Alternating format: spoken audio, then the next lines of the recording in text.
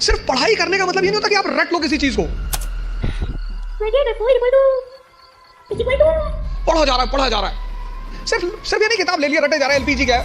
Connectivity. मतलब 20 साल के टीचिंग कैरियर में जो हारने की सबसे बड़ी वजह है लोगों की, वो ये है कि वो इस परीक्षा के पैटर्न को समझे बिना सिर्फ पढ़ाई करते हैं। एक फॉर्मूला है 20 पेजेस पर डे, 3 महीने, 90 दिन का कोर्स है ये। 3 महीने, 4 बातें। आज के इस सेमिनार में मैंने 4 बातें बताई। ये 4 बातें आप हमारी तरफ से आज ले जाओ।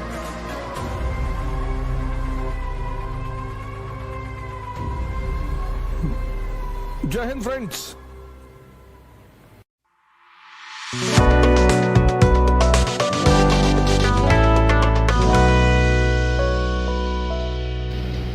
बोले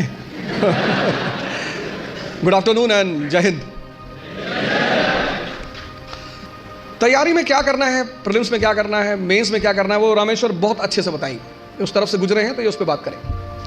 हम जिन मुद्दों पे आज बात करेंगे उसमें यह है कि जब आप कोई काम शुरू करते हैं तो पहले दौर में वो असंभव सा लगता है, इम्पॉसिबल। कोई भी काम, यहां पे जितने लोग बैठे हैं सब साइकिल चलाना जानते होंगे। अब तो सब जानते होंगे। अब क्या लगता है कि साइकिल चलाना कितना आसान है, लेकिन जब सीखना शुरू किया होगा तब कितने दिन लगे होंगे साइकिल लेके सिर्फ दौड़ने में। अब तो जो साइकिल सीखते हैं वो तो बड़ा बेहुदा तरीका साइकिल सीखने का। अब तो 2 पहिए बैलेंस करने के लिए लगा देते, वो बहुत गंदा तरीका है। उस तरीके से लोग मार नहीं खाते।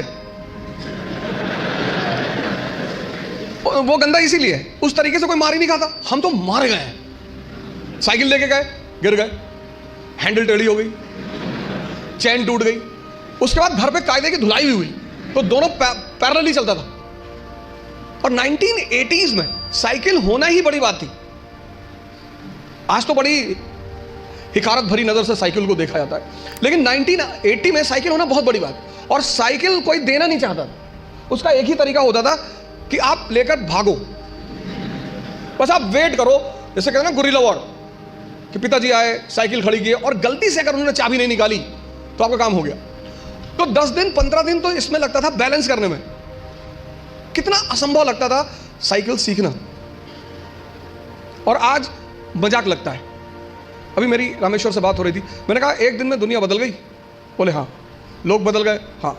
मैंने कैसा लगता रहा होगा जब तुम पहली बार आए होगे आईएएस की प्रिपरेशन करने? बोले असंभव सा लगता था। अब बोले अब मजाक सा लगता है।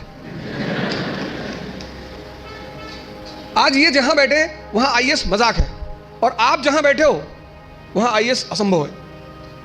तो ये असंभव मजाक में कन्वर्ट कैसे होता है?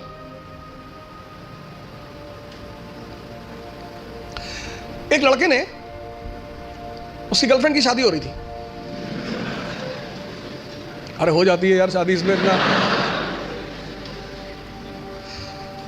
तो उस लड़के ने अपनी गर्लफ्रेंड से कहा कि कुछ निशानी दे दो जिसको मैं जिंदगी भर अपने पास रखूं। तो उस लड़की ने अपनी एक जूती निकाली, दे दिया। लड़का उस जूती को लेके गया सुनार के पास, जो सोने वगैरह का काम करते सुनार, उनके पास गया। उसने कहा कि इस जूती को चांदी के फ्रेम में बना दो। सुनार ने कहा अच्छा, कल शाम को आके ले जाइएगा। दूसरे दिन लड़का गया तो सुनार ने उसको चांदी की फ्रेम में जूती को बना के एकदम बाकायदा ला के लड़के के सामने प्रेजेंट किया। उसने कहा साहब, लड़के से हाथ जोड़ा, कहा साहब। बोले हाँ। बोले ये किस पीर औलिया की जूती है? तो बोले ये किसी पीर औलिया की जूती नहीं है, ये मेरी गर्लफ्रेंड है, उसकी जूती। सुनार ने जूता निकाल के 3-4 जूता मारा। तो बदतमीज कहेंगे। लड़के ने क्या हुआ? कहा कल से मेरा पूरा खानदान इसको 20-20 बार चूमने जा रहा है कि किसी औलिया की जूती, औलिया की जूती, औलिया की जूती।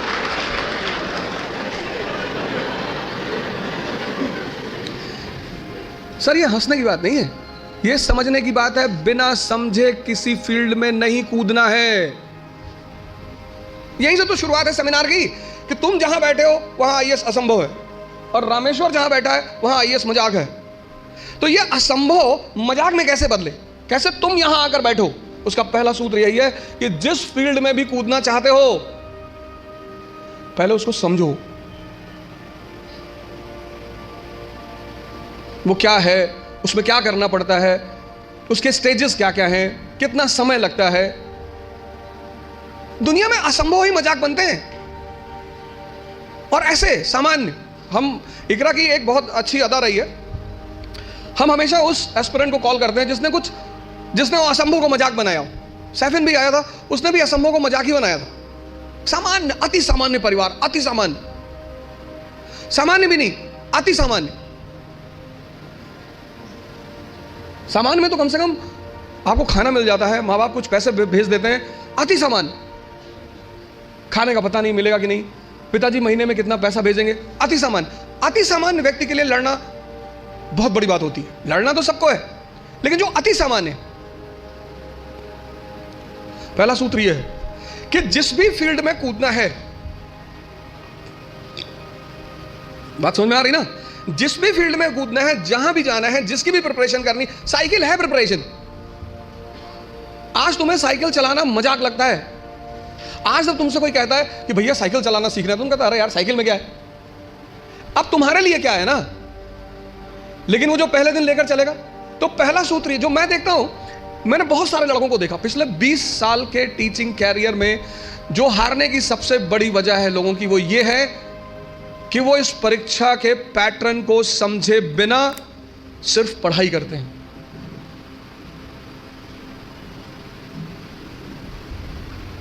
और हर चीज का एक तरीका है, और हर जगह कोई गुरु है। आपको भी किसी ने साइकिल चलाना सिखाया होगा, वहां भी कोई गुरु रहा होगा, उसने कहा होगा हैंडल बैलेंस कर, हैंडल बैलेंस कर, सीधे देखो, सीधे देखो। कहां किसको सीधे दिखाई पड़ता है। पैंडल पे पैर रखो तो हैंडल घूम रही है, हैंडल संभालो तो पैंडल इधर जा रहा है, और सब संभाले तो खुद नीचे आ गए। पहला फॉर्मूला असंभव को मजाक बनाने का है कि जिस फील्ड में जाना है उसके पूरे पैटर्न का पहले अध्ययन करना है। तो पहला काम आप यही करो, समझो कि इस पर्टिकुलर एग्जामिनेशन की क्या आवश्यकता है। दूसरा, सेल्फ इंट्रोस्पेक्शन। आपकी क्षमता कितनी, आपकी ताकत कितनी, कम है बढ़ा लो। भाई पहले दिन जॉगिंग करने जाओगे तो 20 किलोमीटर करोगे, और 20 किलोमीटर कर लिए तो शाम को आईसीयू में मिलोगे। जब भी हम कोई काम शुरू करते हैं तो हमारा मन बड़ा एक्साइटमेंट में रहता है। जैसे बड़ी छोटा सा एग्जांपल है, जब हम स्कूल में थे और क्लास चेंज होती थी, ये 3rd से 4th में गए, तो जब 4th क्लास की किताबें आती थी नई नई, उस दिन पढ़ने का बड़ा मन करता था। फिर 10 दिन बाद जब वो किताबें पुरानी हो जाती थी तो वही किताबें देखने का मन नहीं करता था। ये मन का नेचर है, एक्साइटमेंट। नहीं बाइक घर में आई, खूब चलाए 3-4 दिन, बाद में देखने का मन ही नहीं किया।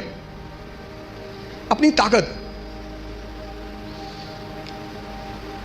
क्षमता सबकी बराबर है, कोई कम यूज करता है, कोई ज्यादा यूज करता है। मेहनत करने से, सिर्फ पढ़ने से कुछ नहीं होता। अगर मेहनत करने से सब कुछ होता तो सबसे ज्यादा फायदा होता मजदूरों का।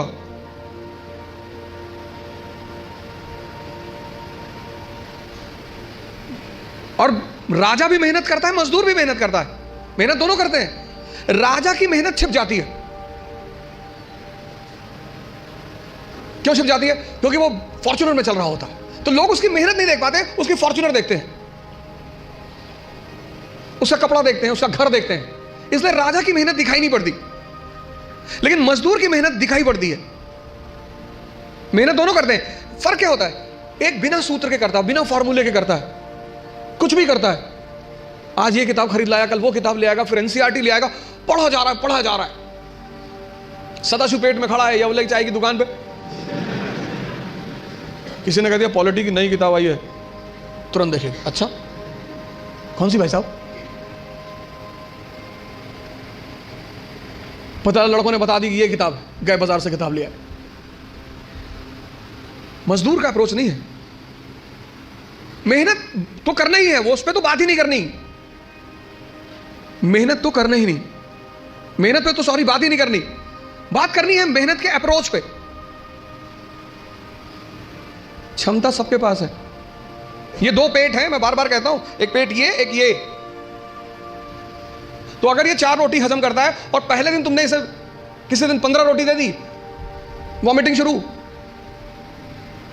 जितने लोग तैयारी शुरू करते हैं, मैंने देखा शुरुआत में इतना पढ़ना शुरू करते हैं, पहले दिन से 10 घंटा 15 घंटा आराम से। आपको पता नहीं, आपको लगता नहीं कि ये पेट है ना, हजम करना होता है, सिर्फ अंडरलाइन करना नहीं होता। मैंने 98% स्टूडेंटों को देखा है, वो किताब को अंडरलाइन करने को पढ़ाई मानते हैं। इस हॉल में कितने लोग हैं जो न्यूज़पेपर नहीं पढ़ते हैं? नहीं पढ़ते, नहीं पढ़ते। सारे लोग न्यूज़पेपर पढ़ते होंगे, 2-4 होंगे जो अभी नहीं पढ़ते होंगे, बाकी सारे लोग पढ़ते हैं ना, है ना? अभी जापान के एक नेता है शिंजो अबे, उनकी हत्या हुई। उनकी पॉलिटिकल पार्टी का क्या नाम है? हाँ?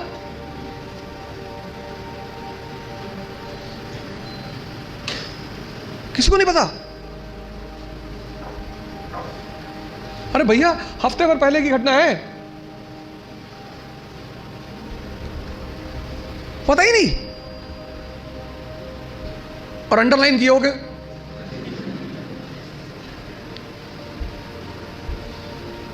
कितनी बड़ी, कितनी एक लाइव एग्जांपल देखो।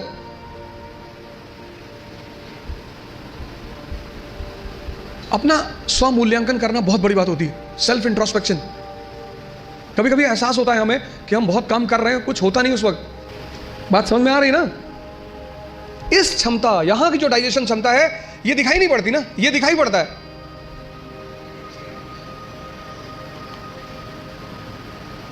ये पेट दिखाई पड़ता है, ये पेट दिखाई नहीं पड़ता। अब ये क्षमता विकसित, स्ट्रॉन्ग कैसे होगी? बड़ा प्यारा फॉर्मूला, सेकंड फॉर्मूला। क्षमता बढ़ानी है मन की, हजम करने की, बहुत प्यारा, जो कि फिर 98% लोग नहीं करते। तुम बिना सोचे पढ़ सकते हो, तुम बिना सोचे पढ़ सकते हो, बिना सोचे लिख नहीं सकते। एक फॉर्मूला है 20 पेजेस पर डे। आप लिखिए।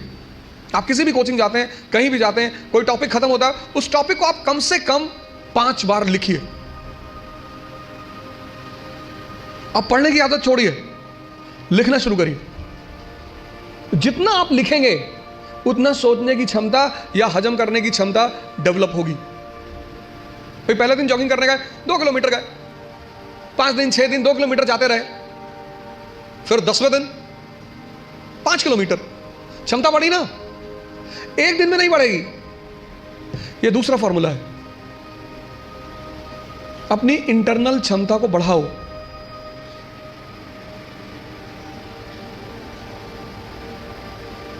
नहीं बात क्लियर हुई? हाँ? कितने लोगों को इस बात का वो रहता है, मुझसे बहुत सारे लोग मिलते हैं, सर हमें कुछ याद नहीं रहता। आपने हजम ही नहीं किया। मूवी आपको पूरी याद रहती है ना, नॉवेल पढ़ा आपने पूरी याद रहता है, पूरा नॉवेल, एक एक लाइन, एक एक कैरेक्टर याद है। ये क्यों नहीं याद है? क्योंकि आपने हजम करने की कोशिश नहीं की। ये दूसरा फॉर्मूला। अपनी इंटरनल कैपेसिटी को पहचानो।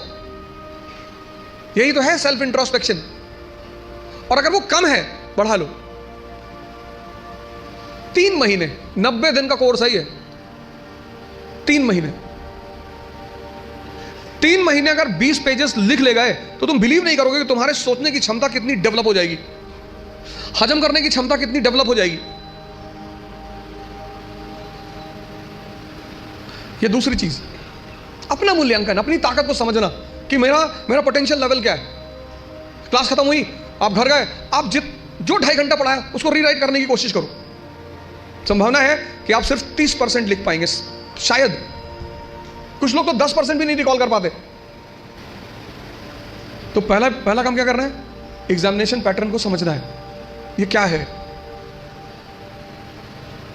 कैसे है, पहला चरण क्या है, दूसरा चरण क्या है, तीसरा चरण क्या है।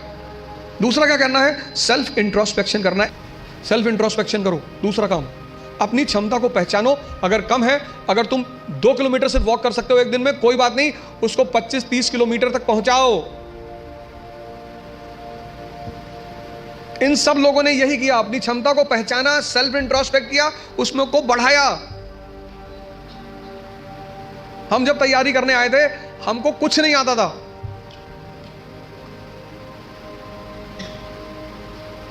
ऐसा नहीं कि तुम्हारे साथ ये सब चीजें हो रही हैं। तो पहली बात, पहला काम क्या करना है? एग्जामिनेशन पैटर्न को समझना है। दूसरा काम क्या करना है? Self introspection. तीसरी बात,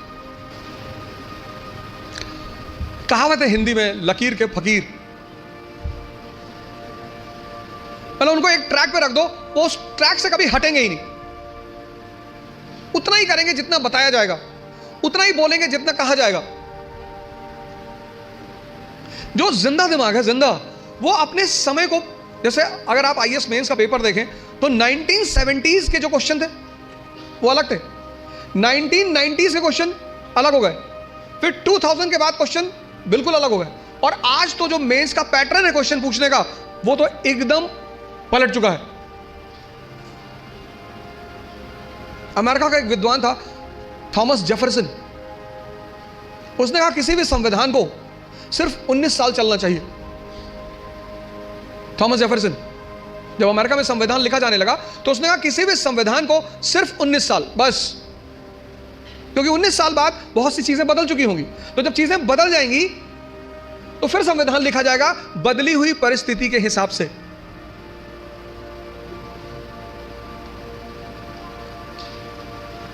गावस्कर किसी जमाने में क्रिकेट के सुपरस्टार थे। गावस्कर को रिप्लेस किया सचिन तेंदुलकर ने, सचिन तेंदुलकर को रिप्लेस किया विराट कोहली ने। अब विराट कोहली को भी कोई रिप्लेस करेगा। समय की जो सबसे बड़ी चीज है वो है change. Change is the law of nature. और जो चेंज को नहीं समझेगा, सिर्फ पढ़ाई करने का मतलब ये नहीं होता कि आप रट लो किसी चीज को। तीसरी सबसे बड़ी चीज ये है कि तुम्हारी जो समय है, सिचुएशन, परिस्थिति, इकोनॉमी, सोसाइटी, पॉलिटी, और सब इंटरकनेक्टेड है। स्कूल में हम क्या करते हैं? सबको सेग्रीगेट करके पढ़ते हैं, अलग अलग। लेकिन सिविल सर्विस में सब एक दूसरे से जुड़े हुए हैं।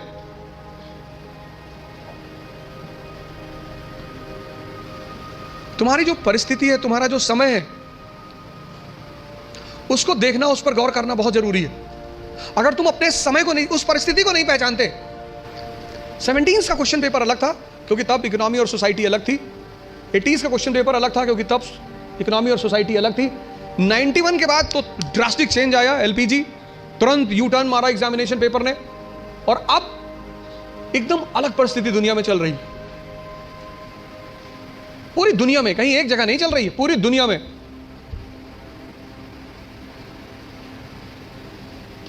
ये तीसरी चीज है, अपना समय। सिर्फ ये नहीं किताब ले लिया रटे जा रहा है, एलपीजी क्या है, connectivity. Bharat unity in diversity का देश है, आज से नहीं, प्राचीन काल से। और उस यूनिटी इन डाइवर्सिटी की मुख्य वजह क्या है? भारत की ज्योग्राफी। कल्चर किस पे डिपेंड करता है? ज्योग्राफी पे। कल्चर मतलब ड्रेस, कल्चर मतलब खाना। कश्मीर का हिंदू और तमिलनाडु का हिंदू, दोनों के ड्रेसिंग सेंस अलग अलग होंगे क्योंकि दोनों की ज्योग्राफी अलग अलग है। गुजरात का मुसलमान और नॉर्थ ईस्ट का मुसलमान, दोनों का ड्रेसिंग सेंस अलग अलग होंगे। और खाना भी अलग अलग होगा। तो अशोक को, जैसे आज हिंदू मुस्लिम ईसाई के बीच तनाव है, ऐसे अशोक को बुद्ध, ब्राह्मण और जैनों के बीच तनाव का सामना करना पड़ा। और टेंशन चाहे फैमिली में हो या राष्ट्र में, विनाश करती है। जो तुम आज सिचुएशन देख रहे हो, ये सिचुएशन अशोक के सामने भी थी। तभी तो हम उसे द ग्रेट कहते हैं, जिसको समझ में आ रहा हो। और फिर वो धम्म की नीति का प्रतिपादन, पॉलिसी ऑफ धम्म, और उस पॉलिसी ऑफ धम्म में वो कहता है सार वृद्धि, कि प्रत्येक व्यक्ति को हर धर्म के बेसिक सिद्धांत को समझना चाहिए। और किसी भी धर्म का बेसिक सिद्धांत, वो चाहे इस्लाम हो, चाहे हिंदुइज्म हो, चाहे क्रिश्चियनिटी हो, बेसिक सिद्धांत किसी भी धर्म में कोई अंतर नहीं है। बेसिक सिद्धांत इस्लाम, क्रिश्चियनिटी, इसी में तो दाराशिकों ने किताब लिखी थी, Majmul Bahrain, the meeting of two oceans, Islam and Hinduism. वो जो अशोक के समय परिस्थिति थी, बुद्धिस्ट, ब्राह्मण और जैनों के बीच तनाव, वही परिस्थिति मेडिवल इंडिया में अकबर के सामने थी। हिंदू, मुसलमान और फिर उनके विभिन्न डिफरेंट सेक्ट्स, संप्रदाय, शिया, सुन्नी, शैवाइट, वैष्णवाइट। तो उसने भी फिर कहा कि नहीं, इस तनाव को कम करना है तो तौहीद इलाही, तौहीद इलाही। अब जब तुम मेंस में आंसर लिखते हो तो तुम्हें ये कंपैरिजन दिखाना पड़ेगा। वो जो तुम्हारा एग्जामिनी है ना, उसको पता लगना चाहिए कि यार इसने हिस्ट्री से सीखा है। India is a country of unity in diversity. आज कोई हम इस समस्या से परेशान नहीं है, पहले से। और जब जब हम इस समस्या से परेशान हुए, हमारे पास सॉल्यूशन था। परिस्थिति, अपनी प्रेजेंट परिस्थिति को समझना, राष्ट्र की आर्थिक स्थिति, economic condition, social condition, political condition, cultural condition, ये 3 काम कर लो आप। और अगर ये 3 काम आपने कर लिया तो आप भी कल यहां बैठोगे और असंभव को मजाक बना दोगे। पहला काम, पूरा एग्जामिनेशन पैटर्न को समझो। घर जाकर नहीं समझते हो, जहां कोचिंग में पढ़ते हो उस टीचर से पूछो कि सर ये है भी क्या क्या क्या है सर, डिमांड इनकी क्या है सर, ये बेस में क्या चाहते हैं सर, ये प्रीलिम्स में क्या चाहते हैं। कितना पढ़ोगे यार? अगर तुम एक बार सिलेबस उठाकर देखो आईएएस का, तो सिर्फ सिलेबस देखकर ही तुम्हारी हालत खराब हो जाएगी। कोई तो फॉर्मूला होगा जो इन लोगों ने फॉलो किया होगा और प्रीलिम्स निकला। इस दुनिया में हर कोई भी आदमी ओमनीसिएंट नहीं है। अभी आप हमसे 4 क्वेश्चन पूछ लो, हो सकता है मैं ही जवाब ना दे पाऊं। दूसरा, सेल्फ इंट्रोस्पेक्शन करो, अपनी क्षमता को चेक करो। और तीसरा, अपनी परिस्थिति को समझो। इन सबके साथ ये 3 बातें क्लियर हुई ना? इन सबके साथ जो चौथी बात, जो मतलब मुझे बोलना ही होता, जीवन मतलब युद्ध। ये लास्ट बात। या तो आप हंस हंस के लड़ोगे या रो रो के लड़ोगे।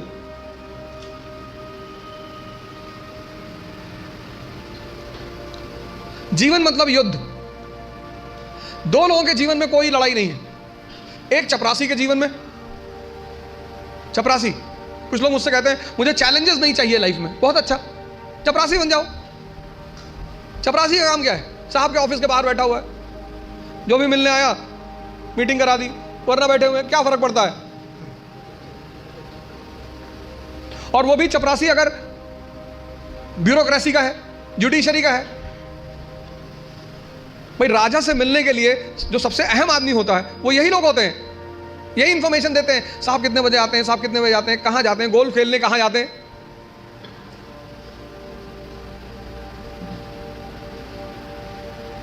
और या फिर जो लोग हरिद्वार चले गए, जिन्होंने कहा भैया हमें नहीं बनना आईएएस, हमें प्रधानमंत्री नहीं बनना, हमें कुछ बनना ही नहीं। आज आप गेरुआ पहन लो, आज आपके जीवन की सारी चुनौती खत्म, क्योंकि आपने मान लिया कि आप इस जीवन की लड़ाई में शामिल नहीं हो। लेकिन जीवन का मजा भी तो यही है। और करना क्या है? तो जब लड़ना है, जब ये पता है कि लड़ना है, युवा मतलब शक्ति। भारत आज एक दुनिया का ऐसा देश है जिसके पास सबसे ज्यादा युवा हैं। और भारत आज दुनिया का एक ऐसा देश है जिसके युवा सबसे ज्यादा डिप्रेशन में हैं। और जीवन की लड़ाई में 2 ताकतें बहुत काम आएंगी, एक मन की और एक शरीर की। तुम जब भी ऊपर उठोगे तो ये ग्रेविटी तुम्हें नीचे खींचेगी ना। ऐसा समाज की ग्रेविटी है। हम जब आईएएस की तैयारी करने गए तो हमारे गांव में हर आदमी, मतलब एक साहब तो हंसना शुरू किया उन्होंने, और हंसते हंसते गिर गए वो। उन्होंने हमसे पूछा दिल्ली क्यों जा रहे हो? अब मेरा दिमाग खराब था, मैंने कह दिया मैं आईएएस की तैयारी। बोले आईएएस? फिर वो हंसने लगे और हंसते हंसते वो गिर गए। और उस हंसी का इतना रोल रहा मेरे जीवन में मतलब उस हंसी ने मुझे एकदम मजबूत कर दिया था कि अब आईएएस ही बनना है। उस दिन मुझे एहसास हुआ कि महाभारत क्यों हुई। आपको कोई डांट दे उतना बुरा नहीं लगता, आपको कोई भगा दे बुरा नहीं लगता, जब लोग हंसते हैं ना तब बहुत दर्द होता है। लेकिन मेरे पिताजी ने मुझसे कहा कि आईएएस प्रधानमंत्री बनने वाले आदमी। अरे मैंने कहा यार क्यों चढ़ा रहे हो फालतू में। भगवान का आशीर्वाद से आज भी हमारे साथ हैं, और मैं अगर उनसे कोई भी बात कहता हूँ तो तुम्हारे लिए तो कल ही कर लोगे। मैंने कहा सोच रहा है हवाई जहाज खरीद लो। अरे ने कहा भैया जी लेने दो। लेकिन उन्हीं की वजह से मतलब आज जहां भी मैं हूं उसमें सबसे ज्यादा योगदान मेरे पिताजी का है।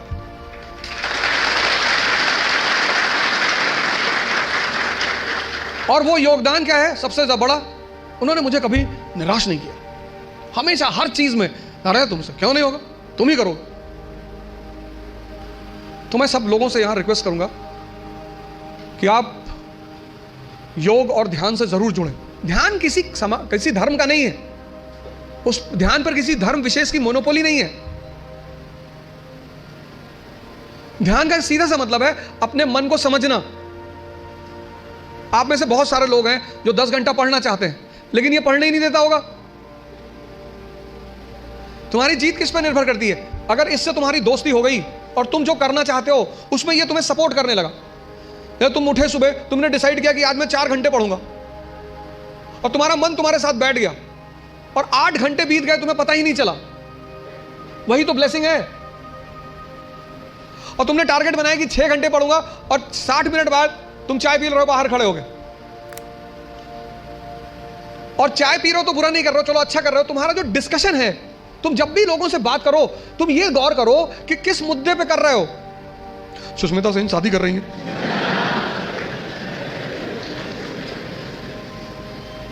तुम्हारा चाय पीना भी बुरा नहीं है, तुम्हारा डिस्कशन करना भी बुरा नहीं है। बुरा है तुम्हारा मुद्दा।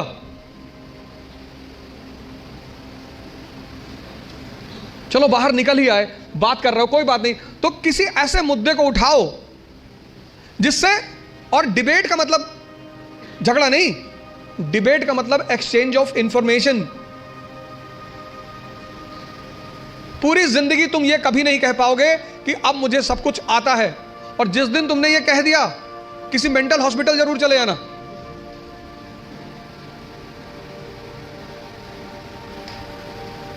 अपने आप को ताकतवर बनाओ, फिजिकली और मेंटली,